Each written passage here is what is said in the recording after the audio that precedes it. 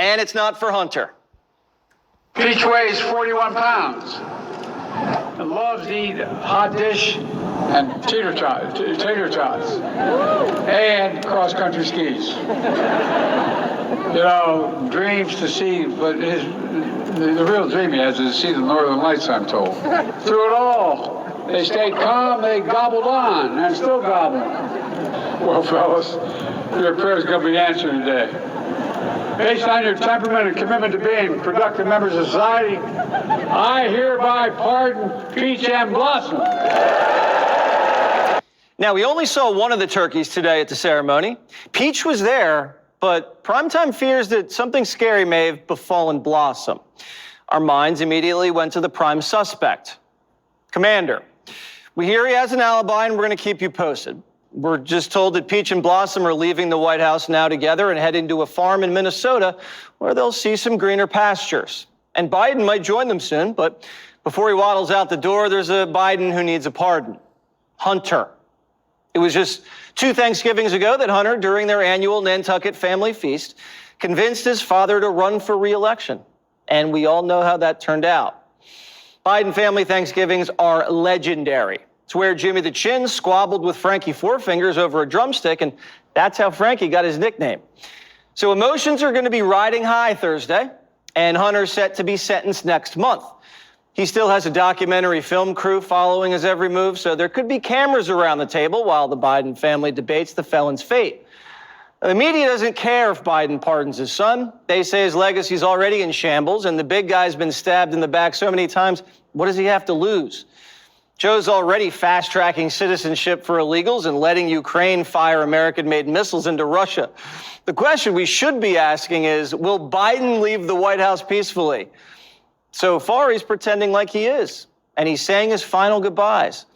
He invited donors over to the White House this weekend for a black tie party, and he left them with one last message. Don't jump in the pool. Jill and I are hosting this dinner tonight for a very simple reason. Say thank you.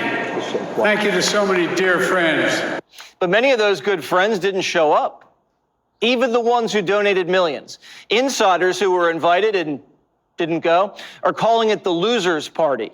Many said they didn't want to be associated with the Dems right now because of the embarrassing loss to Donald Trump in the election and anger over the $1.5 billion spent on the campaign that failed.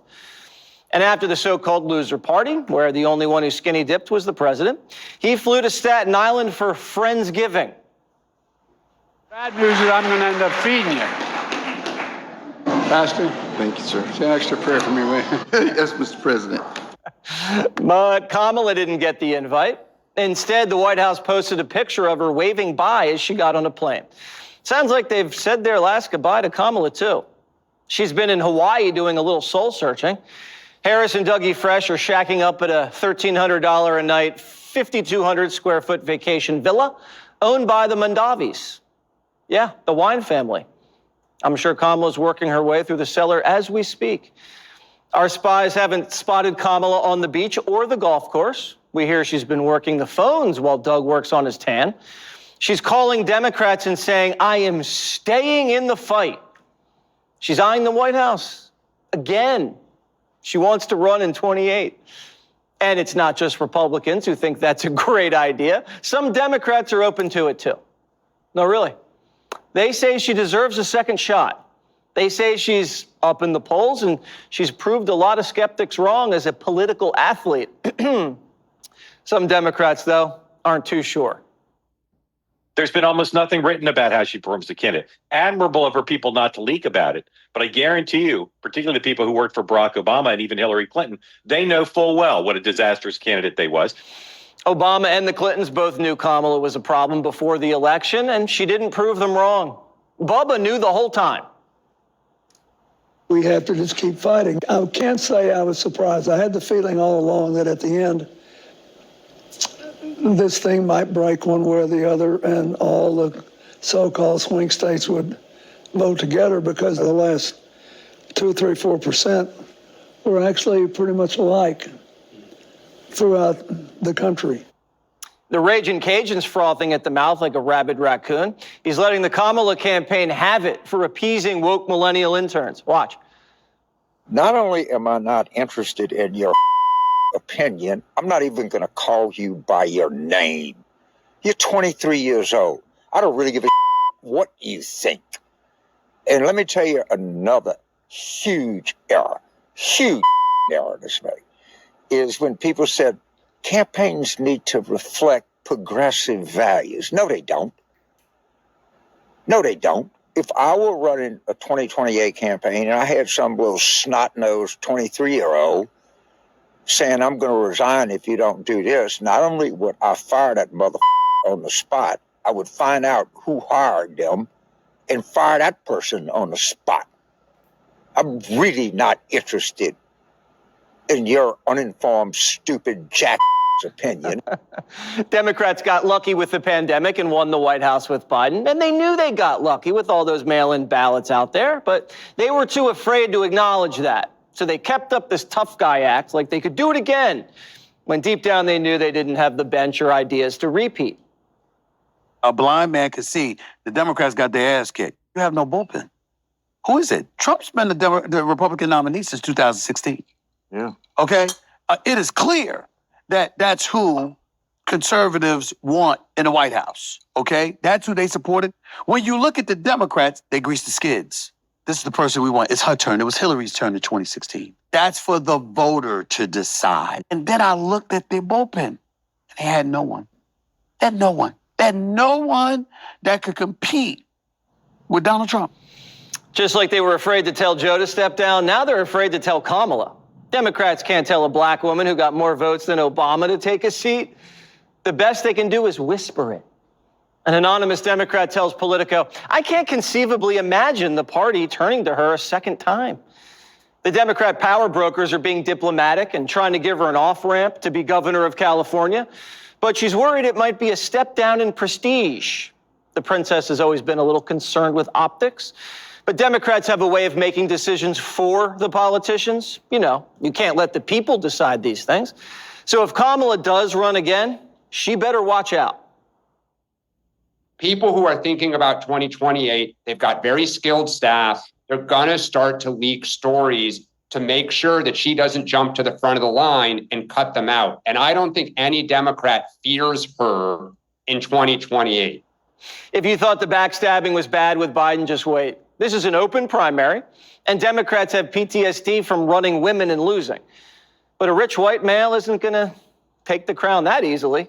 Gavin's going to have to go through a identity politics gauntlet to survive. They're going to nag him to apologize for every little thing and force him into DEI hires.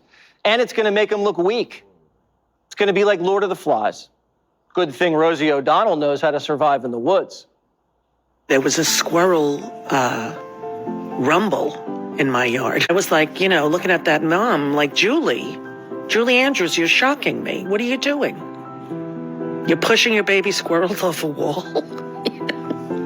But I don't know, maybe I didn't see the first part of the argument. Hi, baby. Hi. Come on down. It's okay. You hear them telling each other? That lady with the gray hair, she's out. Get down to the yard. She's throwing walnuts. Hi, little friend. Popular. You're gonna be popular. Click here to subscribe to the Fox News YouTube page to catch our hottest interviews and most compelling analysis. You won't get it anywhere else. It took him just 18 days, and President-elect Trump is already done filling out his cabinet. And so far, although did he name SBA? I don't think so. The American people are liking what they are seeing. 59% approve of Trump's handling of the presidential transition. A majority excited or optimistic about what he'll do as president. With numbers like that, it's no surprise the so-called resistance, air quotes, is losing steam. Axios notes this. While President-elect Trump's 2016 win sparked shock, outrage, and massive protest, the response to the 2024 victory has been more muted. Still, not everyone's ready to throw in the towel. Some D.C. residents are urging other Airbnb owners to not rent their homes to pro-Trump travelers for the inauguration in January, saying that we do not welcome hate, misogyny, or intentions to take over D.C. However, only a few owners have actually signed up for this thus far. Judge, let's start with you. I mean, these numbers, it's not unusual for a typical president-elect to get a bump. I remember Obama was over 60% a short time after his election. He's up to 58%, 59% on the people that he named already. Your thoughts about America revisiting the Trump 2 team? You know, it's interesting. I mean, there is so much excitement right now in this country by so many people I run into. I mean, there's a friend of mine in California. He's a doctor, and we don't talk about politics that much. I mean, he's sending me all these gifts of the Giphies with dancing and everything else. People are very happy. Everybody's happy. And the fact that 59% are supporting the president's choices is really an indication that people are ready for the change that Donald Trump promised. They are ready to move out the illegals. They are ready for an economy that works. They are ready for law and order. And he's got people like Pam Bondi. I love Pam Bondi for Attorney General. As the president said, she is smart. She is loyal. She's tough, and she's in America first. Most of these people are in there based on merit. These aren't political favors. These are not DEI. There's none of that stuff. These are people who have been chosen based on merit and based on qualifications. And I guess, you know, the real campaign of joy is really not Kamala's, but Donald Trump's in the end. Joy and unity. Yeah, I think that's a great point. I would say a couple other things. I like when they're introduced or their name is dropped. It's not first Hawaiian, first woman chief of staff. You make the assessment afterwards and say, well, Susan Wiles, is she the first? Oh, yeah, she is the first woman. Yeah. Because it makes you think of the qualifications, not the gender. Harold, not to put a damper on what the judge said, but they say in terms of people who are happy with the American people, 31% are happy, 24% are satisfied, 23% are dissatisfied. They say 4% of Democrats are excited, 54% of Republicans are excited. Where do you stand in that, and how do you reflect that? Take in those numbers, take a moment, we'll sit in silence, and then think about it. We had an election. I accept the results in elections. As it relates to this cabinet, part of why I think people are generally excited and have some optimism. This is a unique cabinet that President Trump has assembled so far. You think about it, you have a labor secretary designee in a Republican Party who supported legislation in Congress last year to give people a right to unionize. She was endorsed by unions. You have a HHS secretary, a Health and Human Services secretary, who's a Kennedy. And then you have Marco Rubio, who had an outing back in 2016, some exchange of words. This is a different kind of cabinet. I think the American people are going to be watching these hearings and will give him the benefit of the doubt. But the second set of numbers, before you asked me about the 54%, those are the numbers that really signal to me that this election was a normal election in many ways, and that people made a calculation about who could make their lives better, who could make their lives safer, and who could make them feel more secure with their kids and their communities and their lives. And you know what? Donald Trump won that. Democrats need to understand that. And over the next 2 months, as we go through the confirmation process, we'll learn things about nominees.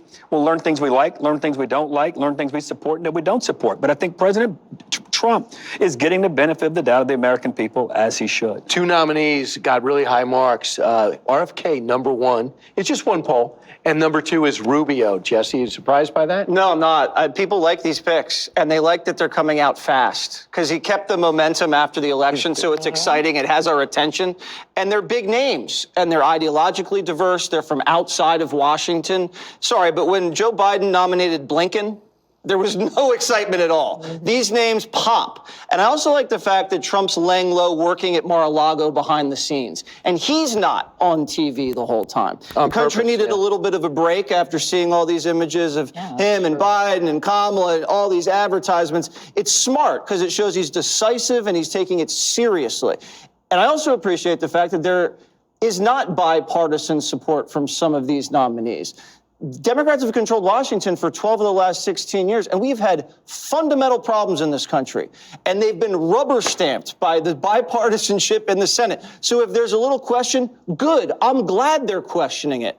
It's like a landscaper, Brian. You know, your lawn has been spotty and patchy, and it's brown, and you've been using the same landscaper for 10 years. Time for a new hire. Let's get Tulsi, let's get Pete, let's get RFK in there, cut some lawns. So my landscaper, when my lawn came up bad, I asked my landscaper, what's the problem? He blamed the water. And so I dug a well. So it's up to him now. This is going to be my first year with a well water. More on this later. Dana, the other thing, it's a true story. The other thing is Musk and Vivek. Right? Musk and Vivek are actually are hiring people. They're hiring very accomplished people that have dealt in the past with government. And in fact, we're going to talk about that in the next block, which will be great. You just love a deep tease, don't you? Right, I do. But I would just say this. I think one of the frustrating things of the last 4 years has been a lack of desire by the people in charge they didn't seem to want to solve any problems. They didn't want to solve inflation. They didn't want to solve immigration. They didn't want to take on the crime issue. They just didn't want to do anything. And now you have this group, they want to do everything and they want to do it all at once and they are ready to go to hit the ground running. Yeah, I feel like it's not, I noticed we didn't bring up Republican. It's really not Republican or Democrat. What Trump wanted, this is his team, and it's so blended. I saw Michael Beschloss, a huge critic of Trump. He's an historian, you probably know him. Of course. I've interviewed him before. And he said it's a very, we have usually see things like this in Europe. It's such a diverse culture. He's the one who told Biden that he could be FDR, and that's how we ended up with inflation. I think it was Meacham. That was Meacham. I think it was a whole I think everybody told him that. Yeah. But in fairness, Jesse, I'm excited about every president. I think Blinken and Austin. You were not excited about Blinken. Didn't Stop. excite anybody. Pulling my leg. Oh my You gosh. can't tell Harold how he feels. That's how he feels. Gino Raimondo. Yeah, that'll get you going. I want more in the water well than they let commercials. I'm going to tell you in the break. Ahead. Click here to subscribe to the Fox News YouTube page to catch our hottest interviews and most